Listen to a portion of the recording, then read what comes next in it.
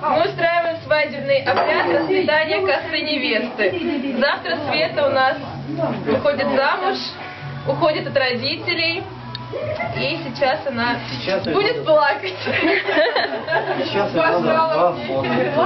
Пока она еще... Как сказали, Иван-то грозен, эх, он грозен немилостив. Он грозен немилостив. Можно уже начинать.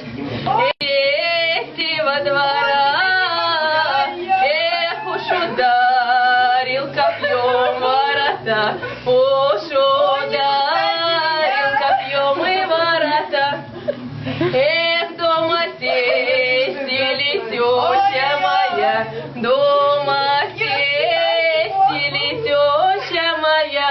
Эх, дома душечка светла на душа, дома душечка